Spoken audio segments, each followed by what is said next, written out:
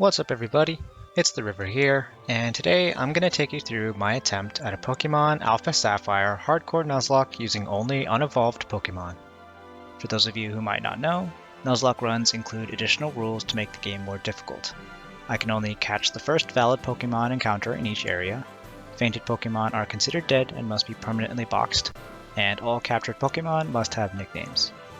The hardcore additions include playing on the set battle mode.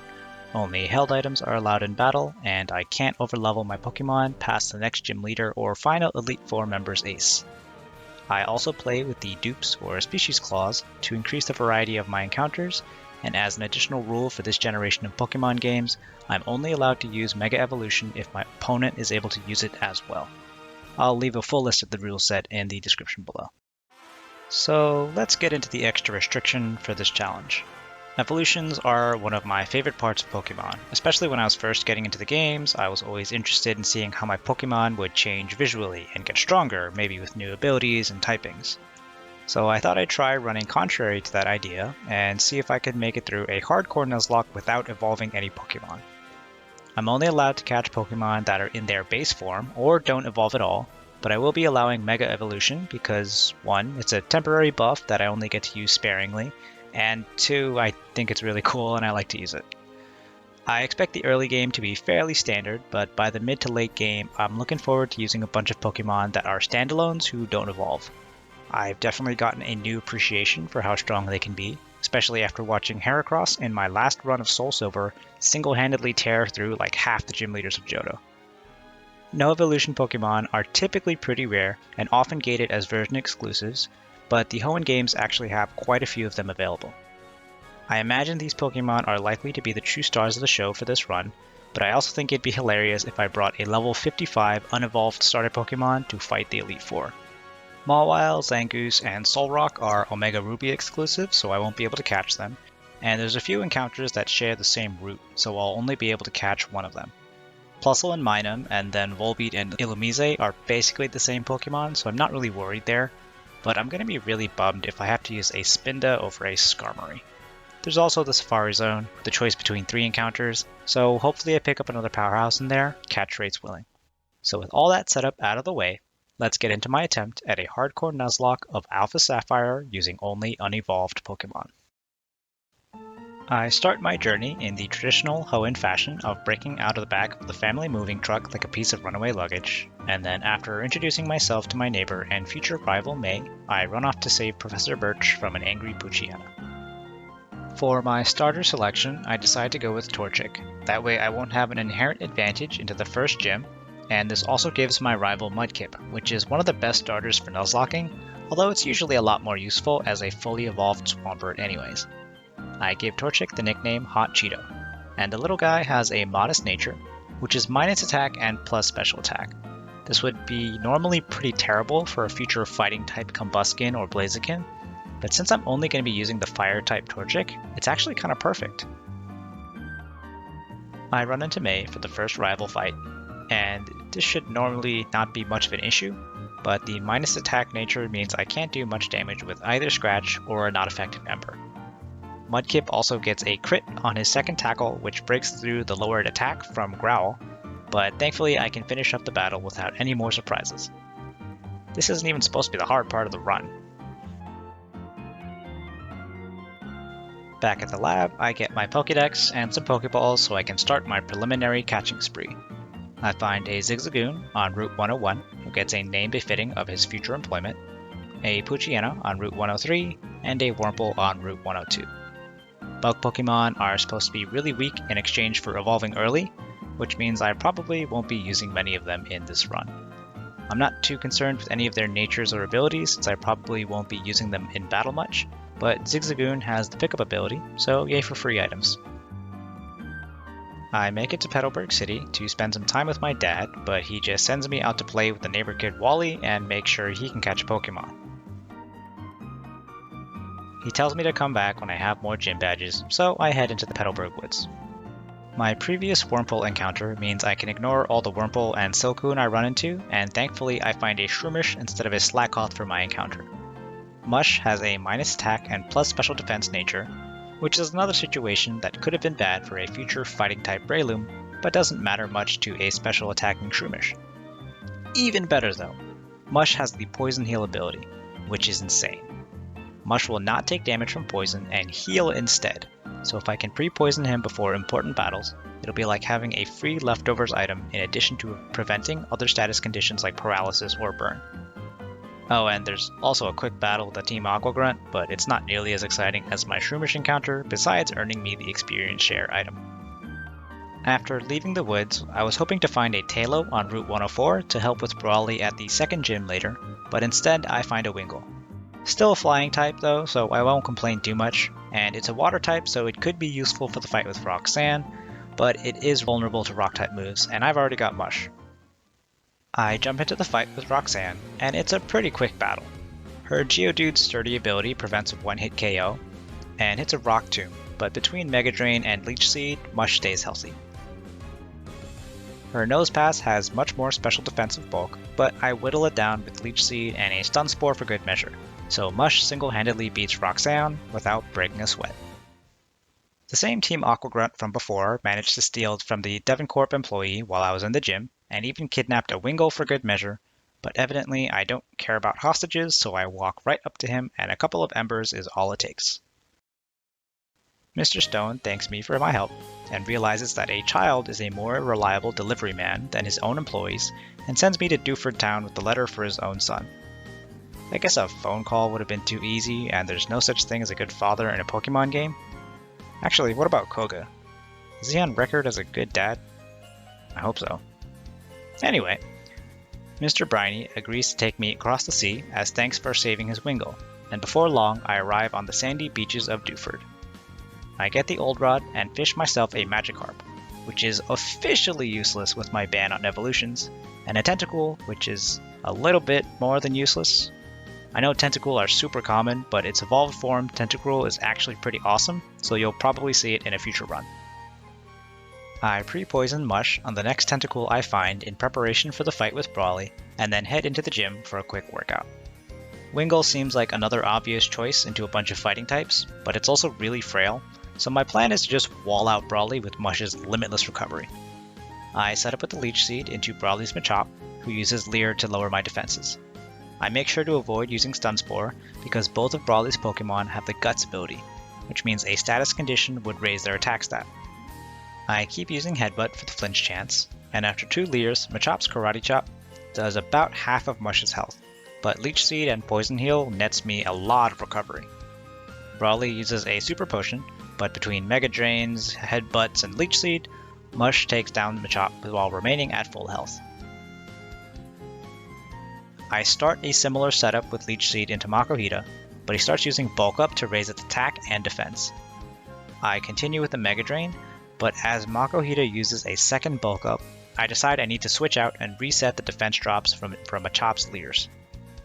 I swap into Hot Cheeto, who eats a 4-hit arm thrust with a crit and barely lives with 2 HP, so I immediately switch back into Mush, who gets hit with another 4-hit arm thrust with a crit. But Leech Seed has been sapping Makuhita's health, so one more Mega Drain finishes up the battle, and that's Brawly taken care of. With that, I deliver the letter to Steven, who monologues ominously about ancient and terrible power before encouraging me to become strong enough to challenge the champion. I continue my Devoncorp fetch quest by making landfall in Slateport City, and I head to Route 110 for my next encounter. I use repels to postpone my Granite Cave encounter until I can try and get a Sableye, so this represents my first opportunity to get a Pokemon that doesn't evolve, either Plusle or Minun. Instead, though, I get an Electrike. Less utility since I won't have access to things like Encore, but still a useful Electric-type Pokemon. Good Girl joins the party, because I'm a millennial and that's what I call just about any Pokemon that resembles a dog. I head to the museum to deliver the Devon goods and clean up a couple more Team Aqua Grunts. I pre-poisoned Mush on an Oddish on Route 110, so he finishes both battles by himself. This run is starting to become a Poison Heal appreciation video at this point.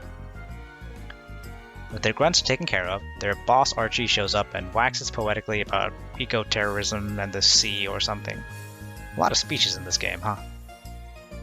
With the road ahead cleared, I head towards Mauville City and the next rival battle. This fight represents the real turning point in the run for me, because up until this point, my Pokemon would have been mostly unevolved anyway. But now I'm starting to spam my B button every time my Pokemon level up and are trying to evolve, and May will be using her second stage Marshtomp. I lead Hot Cheeto into her Shroomish and land an Ember as she misses a Stun Spore. The second Ember leaves Shroomish with a Sliver, but it misses a Stun Spore again. So hopefully my luck with avoiding paralysis carries over to my fight with Watson later. I finish off Shroomish with a Fire Spin, and out comes Marshtomp. I swap into Mush, who resists a Mud Shot, and then Marshtomp uses Bide as I go for a 4 times effective Mega Drain that doesn't do as much damage as I kinda thought it might. Bide's power scales with how much damage the user takes, so after even the first Mega Drain, I'm pretty sure I'm in trouble. I double down and go for another Mega Drain on the next turn, hoping optimistically for a crit, but Marshtomp survives and is about to deal big damage. I swap into Hooch the Poochyena for a sack, because without the evolution into a Mightyena with Intimidate, he won't be very useful. Mush comes right back out, and while Marshtomp just uses Foresight, gets the kill with another Mega Drain. Last up is Slugma, so I swap into Mine, the Wingull, who resists the Incinerate. It honestly did more than I expected, but again, Wingull is pretty fragile, and I'm worried about super effective Rock Throw, so I circle back to Mush as Slugma just goes for Harden. I figured I would set up a Leech Seed and Poison Powder before cycling through my party to stall her out, but she keeps using Harden and missed a Rock Throw, so I stay in with Mush to get the kill. If Slugma had just used Incinerate a couple of times like I expected her to, I'm pretty sure the battle would have been much closer. After the battle, I arrive in Mauville City, but there's some prep work I need to do before I face Watson. I pick up a Mach Bike from Rydell that I'll use for Granite Cave, and I take care of the quick battle with Wally before I head to Route 117 where I find an Oddish. I went back to the Granite Cave hoping to find a Sableye, but I find a Zubat instead. The trip isn't a total loss though, because I pick up an Everstone, which I'm actually going to be using a lot for once. Now it's time for Watson. And like any good electric-type gym leader, he's notorious for trying to paralyze as much of your party as possible. To counteract this, I've given a Cherry Berry to Hot Cheeto and pre-poisoned Mush before the battle. I lead Hot Cheeto into Watson's Magnemite, and Sturdy prevents the one-shot from Ember, but I shake off the incoming Thunder Wave with the Cherry Berry. Watson heals with a Super Potion, but I outspeed, so a couple more Embers do the trick. Next is Voltorb, so I use Ember for some chip damage, but it actually Volt switches into Magneton, so it's super effective. Magneton hits a Supersonic the next turn, and Hot Cheeto hits itself, so I decide to switch into Mush, who resists the Volt switch back into Voltorb. Voltorb uses Charge as I set up a Leech Seed, so I use Headbutts to chip away at its health, and eventually I can take it out. Magneton is back out, and even if I can't poison the Steel type, Leech Seed is enough to help whittle it down, and I'm able to take out Watson with Mush at full health once again. On my way to Fall Arbor, I get a couple more encounters. There's a Numel on Route 112 with the Simple ability, so I'm looking forward to using that for Flannery, a Grimer in the Fury Path, and a Spinda on Route 113. I wasn't too disappointed because I know how hard it is to find a Skarmory, but then I ran into one on literally my next encounter, so that felt like salt in the wound. Once I'm past Fall Arbor, I find a Swablu on Route 114 on the way to Meteor Falls, where I'm finally able to pick up my first no-evolution Pokemon, a Lunatone. At this point, my attempts to avoid the level cap come back to bite me, because I left some of my higher-leveled Pokemon in the box, thinking that the Team Aqua fight here wouldn't be much of an issue. An unexpected additional challenge for this run has been the fact that Pokemon that have been forced to not evolve actually gain extra experience, so staying under the level cap was more difficult than usual. The double battle begins with both May and I sending out our Shroomish. I thought I would try and rush down the Aqua Grunt's Grimer so that it would be a 2v1 fight into Shelly, but Intimidate from Mightyena means Headbutt barely does any damage and then doesn't get the flinch chance. May's Shroomish is also rendered mostly useless in this fight between Intimidate, Swagger, and then Snarl. Can't say I did much better though, as I have to switch out Good Girl almost as quickly as she came in. I figure I'm definitely going to need a sack in order to get Numel in to safely set up, so Gross the Grimer is here to be annoying and stall out some poison damage.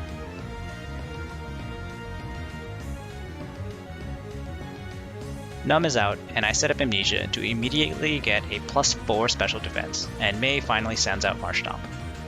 I can take out the Grimer with a Magnitude, but Mightyena barely lives even after the poison damage. He gets taken out next turn, but Carvanha is out next, so I start to look for another sack. HM comes out and lives the Aqua Jet as Marshtomp chips away with Mudshot, but next turn, as I set up Baby Doll Eyes, Marshtomp just uses Foresight. Mush is safely back out, so the combination of Mudshot and Giga Drain finishes the battle, but I'm feeling a bit silly after needing to sack 2 more of my Pokemon, even if they weren't that important to begin with. By now, Mount Chimney is open, so I head on over and I forgot that there's immediately another Shelly fight for some reason.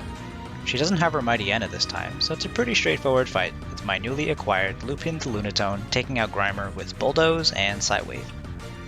Mush is healthy and pre-poisoned, so I swap him into the Carvanha and take it out with the Giga Drain.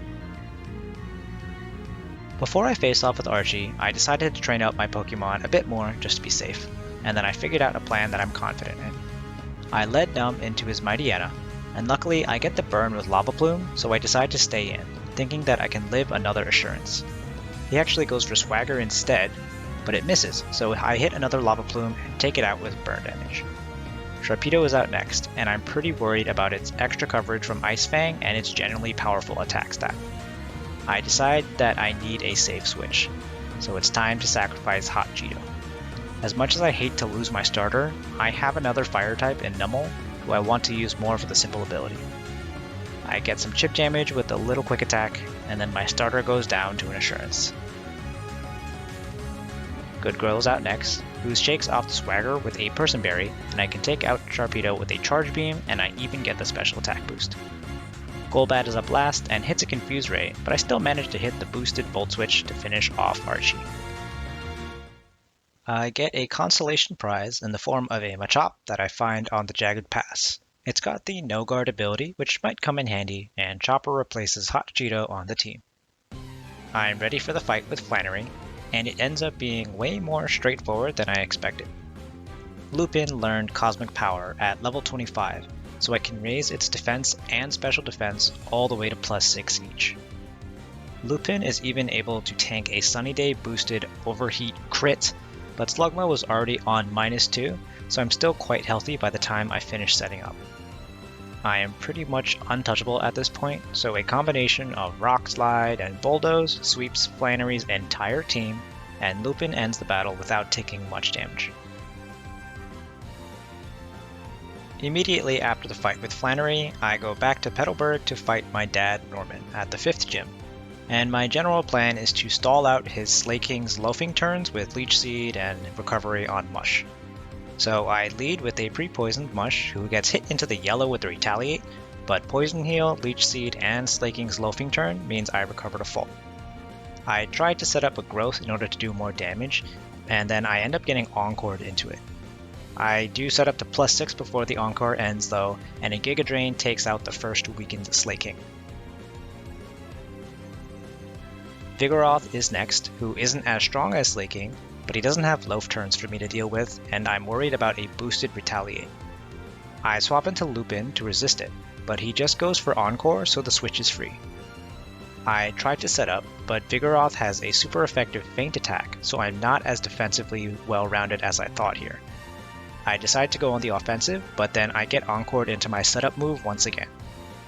Despite the boosts in defense, Feint Attack is still hitting hard, so I switch into Numb. I tank a hard Retaliate as I set up with Curse, and surprise surprise, I get Encored again. I stay in a bit more for honestly no reason, and then I switch back to Mush. I get Encored into Leech Seed, but at least now I'm chipping away at his health, so I'm not as worried. The Encore ends, and I get Encored again. I guess so, sure, why not? I want to save some Leech Seed PP for the last Slaking, so I swapped into Chopper, and a Wake Up Slap finishes off the Encoring Vigoroth. The last Slaking is out, and I'm even more worried about Retaliate now. Lupin is low from the feint attacks, so I decide to sack Wingull considering he hasn't done pretty much anything this whole run. Wingull comes out, and is annihilated by the Retaliate. With that sacrifice though, I switch in Mush with no worry of a boosted Retaliate, but I do miss the Leech Seed on the first turn. Slaking uses Swagger, but I prepared for that with a Person Berry and I land the second Leech Seed. After that, I use Toxic and Slaking's fate is sealed. In only a couple of more turns, he succumbs to all of my damage over time, and that's my dad taken care of with only Wingull as a sacrifice. I do keep him on my team as my resident flyer, but he's not allowed to be of use in any of the battles. With access to Surf, I can cross Route 118, but before I can head to the next city, I get intercepted by Steven and whisked off by Latios to a Mirage Island. We are there to protect Latios from Team Aqua, but the reigning champion is a much better doubles partner than May, so it's not much of an issue. The battle concludes and I gain access to Mega Evolution. It's time for some strategic Pokemon encounters so that I can ensure an Absol encounter later on Route 120. Kecleon is only a 5% encounter rate on Route 118, but I've already caught the other Pokemon available, so I run around until I find one. This guarantees a Tropius encounter on Route 119, so my Absol encounter on Route 120 is now secured. While continuing on Route 119, I head over to the Weather Institute to fight Admin Shelly again. But she's only got a Sharpedo, and I remembered to give Good Girl a Person Berry, so she just takes it out in a single discharge. Normally, the weather people gift you a cast form as thanks, but since my party is full and I've already got my encounter for this route, I just leave the guy hanging. There's another rival fight just before the next gym, so I face off with May and we both send out our Shroomish. Just as I'm thinking smugly about how my Shroomish is far superior with the Poison Heal ability, I use Toxic and get hit with the Worry Seed, so my precious Poison Heal gets replaced with Insomnia. Mush wasn't going to get much done after the Toxic anyway though, so I swap into Numb. I use Flame Charge for the super effective hit and to raise my speed 2 stages, but the Poison Powder means I'm on a ticking clock. Shroomish goes down to the Toxic damage next turn, and I switch back to Mush now that the Poison Heal ability has been reset. Marshtomp stalls with Protect for a bit, but I still get decent recovery, and a 4 times effective Giga Drain on the next turn does the trick. Slugma is up last, so I send in Lupin, who has a lot of experience dealing with fire types after Flannery's gym, and a single Rock Slide finishes the battle. The way to Forestry City is now clear, but I have to head on over to Route 120 to pick up the Devon Scope from Steven. The battle with Kecleon is required, but since I already found one on Route 118, it doesn't count as my encounter, and I just take it out.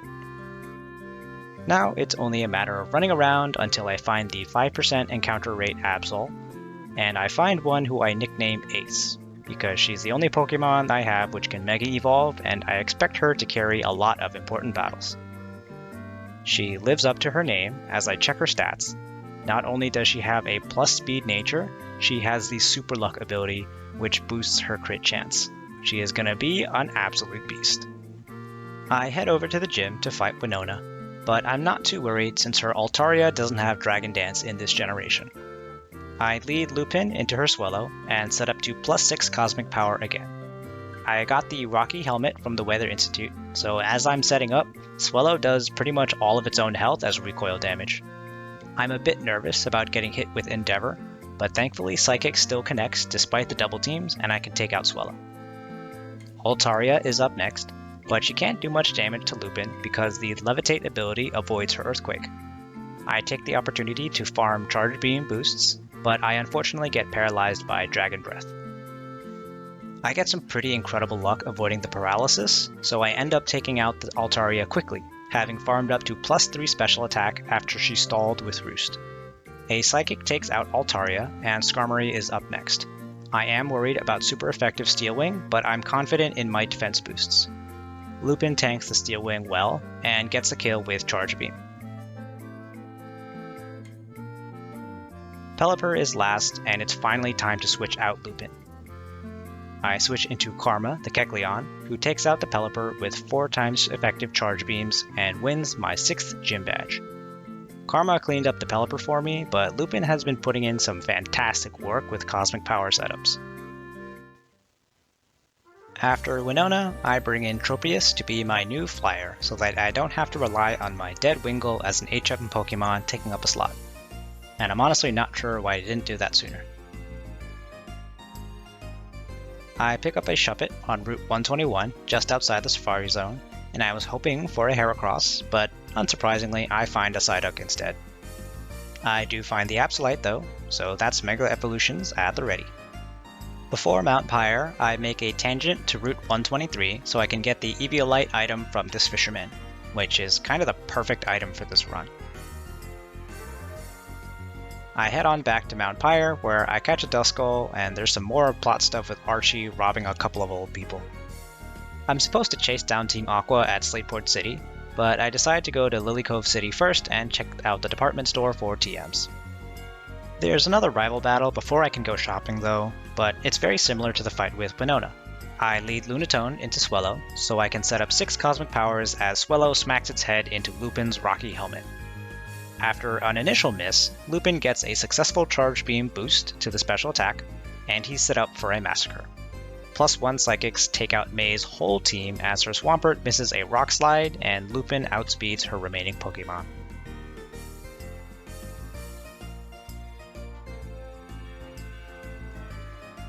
I backtrack to Slateport, and Team Aqua hijacks a submarine while I'm slowed down by a couple of grunts, but I've already found their hideout in Lily Cove, so I sweep through the base without much of an issue. It ends with another battle with Matt that goes pretty much the same as last time. Good Girl tanks a slash and kills with a single discharge. In order to follow Team Aqua to the Seaforth Cavern, I'm gonna need access to the Dive HM, so I surf over to Moss Deep City for the next gym challenge. Tate and Liza are a double battle pair with Psychic types, but they only have 2 Pokemon, so Ace Night Slashes through Lunatone and then Solrock, and that's a very quick badge number 7. Upon leaving the gym, it seems that Team Aqua is making some progress because they've got a beam of light going up in the sky like it's the end of a superhero movie. Steven takes notice, but instead of dealing with the issue himself, the champion sends me to investigate as he does something else, I guess. I get to the bottom of the cave, where Archie has apparently beaten Maxie. Who would have thought that water types have an advantage over fire and ground? The fight with Archie is the first time my opponent has access to Mega Evolution, so I finally get to try out Mega Absol. Archie leads with Mightyena, but it doesn't have Intimidate, so I go straight into Ace so I can Mega Evolve and set up Sword Stance. Mega Absol also has the Magic Bounce ability, which means any non-damaging moves are reflected back to the enemy. This is insane for setting up because it means I don't have to deal with status effects or getting offset by debuffs. After 2 Sword Stances, a +4 Night Slash takes out Mightyena, and a super effective Psycho Cut takes out both Muck and Crobat. Archie sends out Sharpedo last, and even if he Mega Evolves, I use me first for priority and the extra disrespect, so I take him out with his own Slash.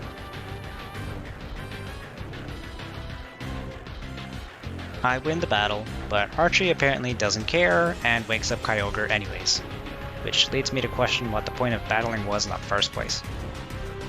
In a stunning twist that Archie couldn't see coming, he is now surprised that waking up an ancient Pokemon that causes torrential rain and catastrophic floods is causing torrential rain and catastrophic floods.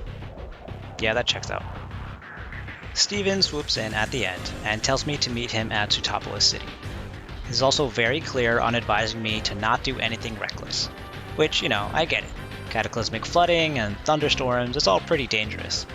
So I guess the only logical solution is to jump on the back of a super ancient Pokemon wearing experimental diving gear that's had modifications made by a criminal organization who clearly underestimated the power levels of said ancient Pokemon.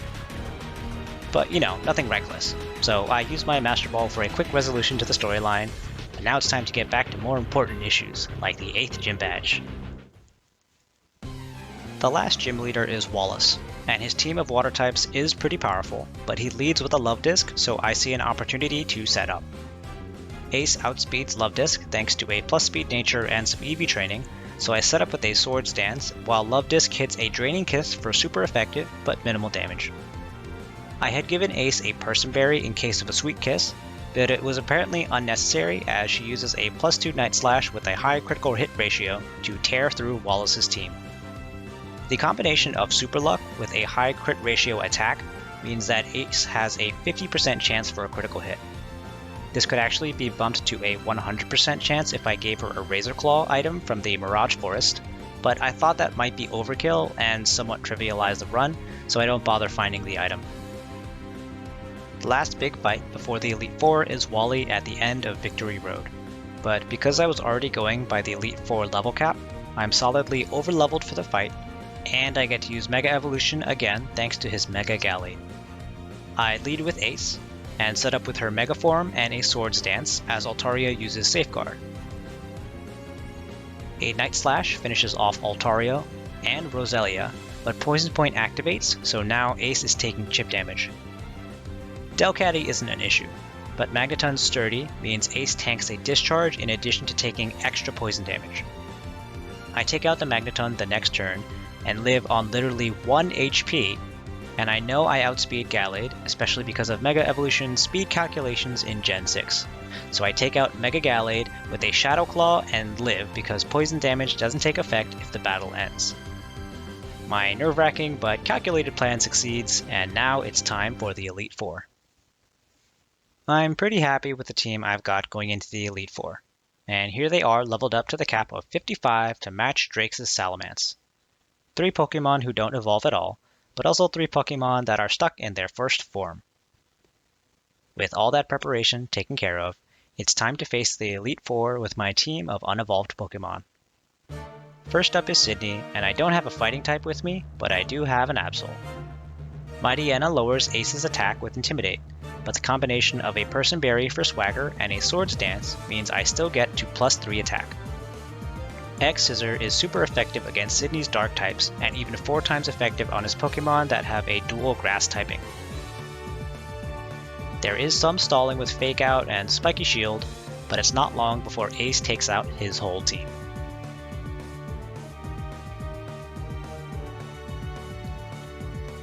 Phoebe is next, but she's a Ghost Trainer facing my Dark-type Absol, so it's barely a challenge.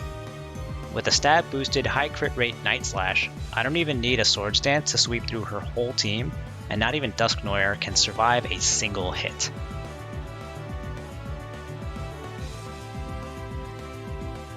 Glacia is third, and I can't exactly set up with Numel because of her Water-type Walrein, so I lead with Ace again for raw damage.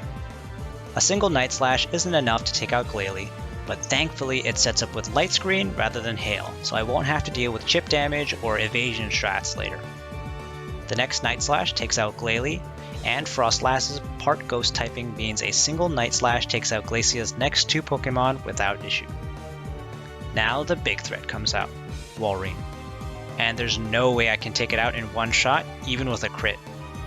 We trade a Night Slash for a Blizzard, and I switch Ace for a Good Girl holding an Eviolite. But it doesn't even matter as Walrein misses the next Blizzard. Discharge takes out the massive Walrus, and Glacia's final Glalie comes out. It stalls with Protect, but I paralyze with Thunder Wave and then swap to Numb using a Volt Switch. After more Protect stalling, all it takes is a Curse amplified by the simple ability and a Flame Charge, and that's the 3rd Elite Four member down. Drake and his Dragon types are up last, but it's time for the return of Lupin and his cosmic powers. They won't be able to outspeed some of Drake's Pokemon, so I gave them the Shell Bell item from Shoal Cave for some recovery. Drake sends out Altaria, which can't really hit Lupin for much damage in the first place, so I set up with 3 cosmic powers and 2 Calm Minds. I now have +3 defense, +5 special defense, and +2 special attack. With that monstrous setup, Lupin uses Ice Beam, which is 4 times effective against most of Drake's team because of a dual typing with either ground or flying. The exception is Kingdra, who gets a Moonblast instead. With that, I've confirmed that setup moves are awesome, and I clear the Elite Four without losing any Pokemon.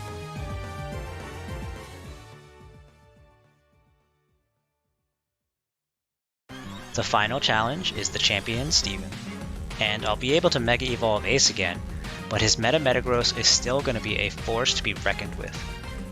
Steven leads with Skarmory, and I lead with Ace. She Mega Evolves on turn 1 to start setting up and also Magic Bounce Skarmory's spikes. I fit in another Soaring Stance, but Steel Wing hits a decent chunk, so now it's time to start attacking. Sturdy prevents a kill with Night Slash, and Skarmory gets another Steel Wing that brings Ace to the yellow. Steven at this point starts stalling with Full Restore, but Ace still gets the kill. A +4 Night Slash can then sweep most of Steven's remaining team, even Aggron, who had its Sturdy broken by the Spikes damage. Metagross finally comes out, and I decide to stay in and try killing with a Night Slash, but Steven Mega Evolves and hits a priority Bullet Punch that takes down Ace. Rest well, buddy. Your efforts carried most of our endgame, but the rest of the team will take it from here. I send out Mush, who has the Focus Sash and lives a Giga Impact so he can land a Spore. With Metagross asleep, I freely set up Leech Seed, and now it's a battle of attrition. Metagross actually stays asleep for a long time, so it loses half of its health before waking up and killing our early game carry with a Bullet Punch. Numb is up next to use Yawn and stall for more damage, but Metagross actually misses Giga Impact and leaves Numb untouched. Metagross lands the next Giga Impact though, and Numb survives thanks to the Eviolite with 3 HP. With that last bit of health, Numb lands a Flame Charge, and the last bit of Leech Seed damage takes down the mighty Metagross.